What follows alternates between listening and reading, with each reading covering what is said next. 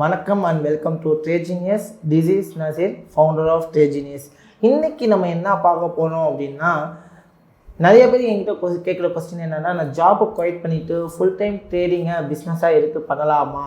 And then பார்த்தீங்க அப்படின்னா, நிறைய ஸ்டூடெண்ட்ஸ் வந்து என்னோட காலேஜ் ஸ்டடீஸ் முடிஞ்சதுக்கு அப்புறமே நான் வந்து ஃபுல் டைம் ட்ரேடர் ஆக போகிறேன், என்கிட்ட இவ்வளோ இன்வெஸ்ட்மெண்ட் இருக்குது, நான் இதை வச்சு நான் என்னோடய ட்ரேடிங் கரியரை ஸ்டார்ட் பண்ண போகிறேன் அப்படின்னு நிறைய பேர் வந்து கொஸ்டின்ஸ் கேட்டுக்கிட்டே இருக்காங்க.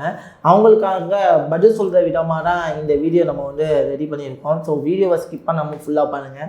ஸோ ஓகே, நான் ட்ரேடிங்கை ஃபுல் டைமாக பண்ணலாமா? ஃபஸ்ட்டு ஏன் நான் ஃபுல் டைமாக பண்ணணும், ஏன் பண்ணக்கூடாது? சரி, ட்ரேடிங்கை ஃபுல் டைமாக பண்ணலாமா? நான் சொல்கிறது கூடாதுன்னு தான் சொல்லுவேன். ஒய்? ஸோ நல்லா ஞாபகம் வச்சுக்கோங்க, ஒரு பிஸ்னஸை பற்றி தெரியாமல் அந்த பிஸ்னஸை போய் ஃபுல் டைமாக பண்ணீங்க அப்படின்னா அதில் எந்திரிக்கிறது கொஞ்சம் கஷ்டமான விஷயம். பட் நீங்கள் ஒரு பிஸ்னஸை பண்ண போகிறீங்கன்னா ஃபஸ்ட்டு அந்த பிஸ்னஸை பற்றி உங்களுக்கு ஃபுல்லாக தெரியணும்.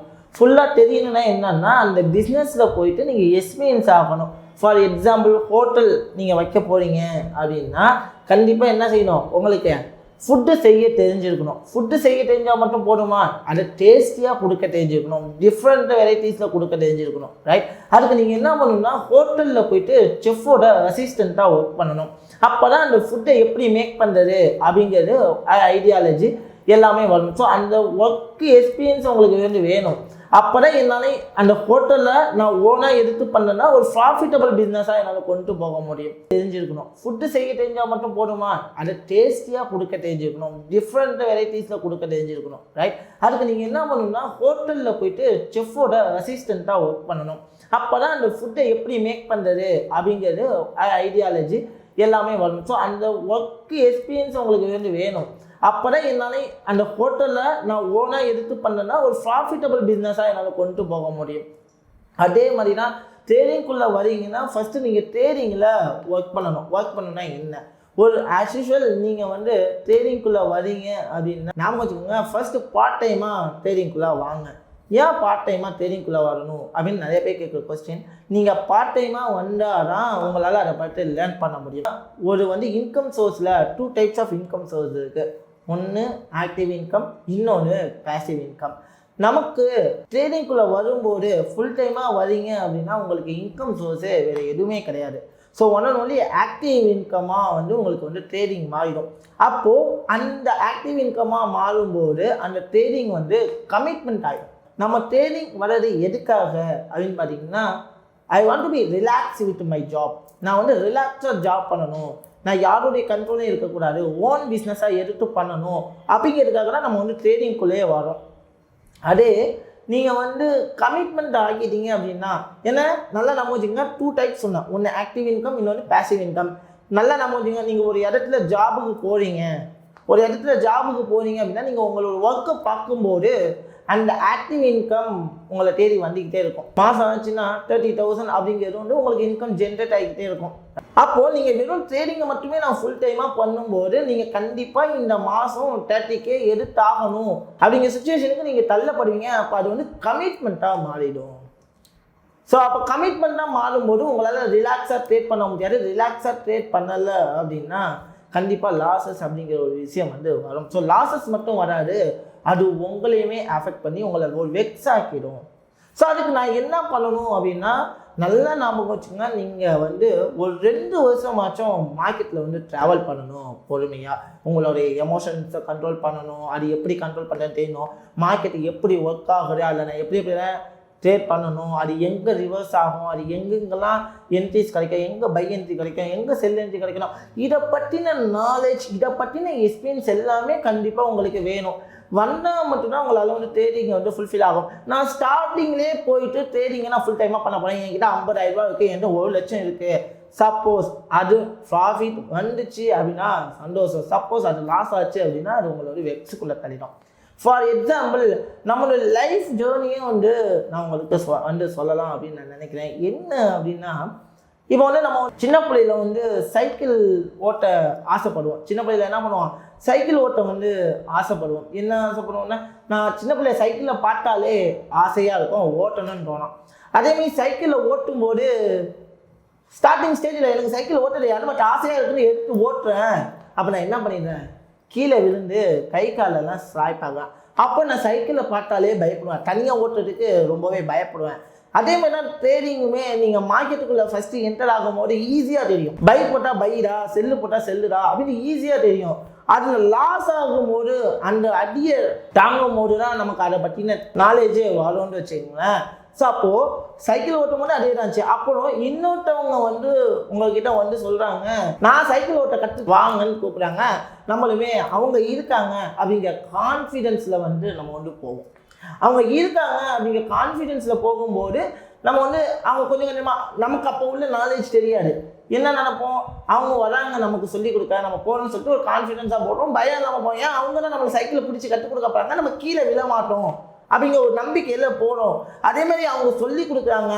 பட் அவங்களால நம்ம கூட எவ்வளோ தூரம் வர முடியும், அவங்களால நம்ம கூட கொஞ்சம் தூரம் தான் வர முடியும். அப்போ என்ன நல்லாவே கொஞ்சம் ஓட்டாயிருக்கியா, அதுக்கப்புறம் 6வது மாதம் 7வது மாதம் 1 இயர் ஆகுது, ரொம்பவே நல்லா ஓட்டுறேன், கையை ஊட்டிக்கிட்டெல்லாம் ஓட்டுறேன், ஸ்டண்ட் அடிக்கிறேன், வேகமாக போனேன், பஸ்ஸை சைடு போனேன், அந்த அளவுக்கு நான் சைக்கிளில் ப்ரிப்பேர் ஆகிட்டேன். ஓகேங்களா? அப்போது எனக்கு என்னன்னாலும் சைக்கிள் நல்லா ஓட்ட தெரியல. அதுக்கு எவ்வளோ நாள் டைம் இருக்குது, 1 வருஷம் டைம் இருக்குது ஃபார் எக்ஸாம்பிள். அப்புறம் நான் 3 வருஷம் நல்லா சைக்கிள் ஓட்டி பழகுறேன். 4வது வருஷம் நீங்கள் பைக்குக்கு பழக ஆரம்பிக்கிறீங்க. சைக்கிள் ஓட்ட தெரியும், சைக்கிள் ஓட்டுனால உங்களுக்கு பேலன்சிங் தெரிஞ்சிச்சு.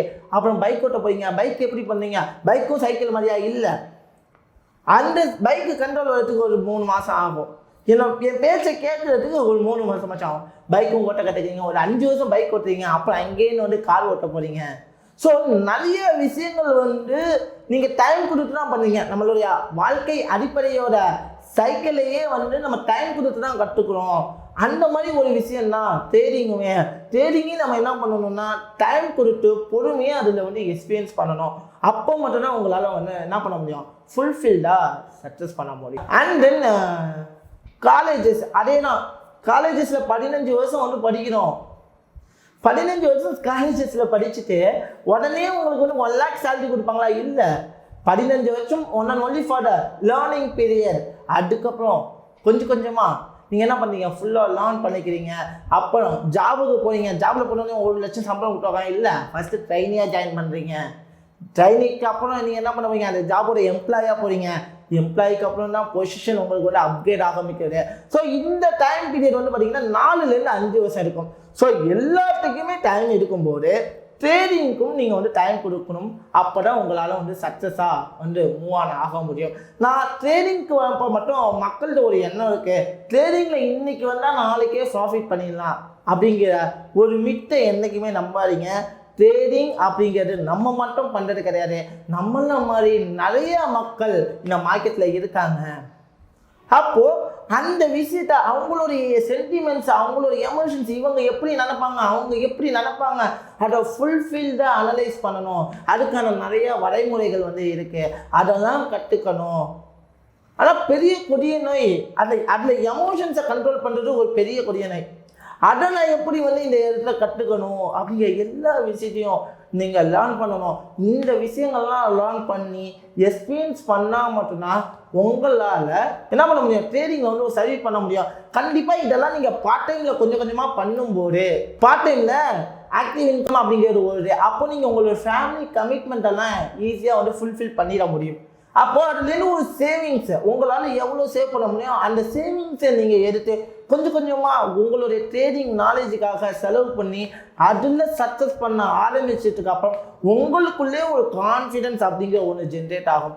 அப்போது ஓகே, என் மேலே கான்ஃபிடென்ஸ் வருது, என்னால் ஃபுல் டைம் பண்ண முடியும், கண்டிப்பாக எனக்கு மந்த்லி நான் ஒரு இன்கம் எடுக்க முடியும் அப்படிங்கிற நம்பிக்கை உங்ககிட்ட வந்ததுக்கு அப்புறம் தான் நீங்கள் ஃபுல் டைம் ட்ரேடிங்குள்ளேயே வரணும்.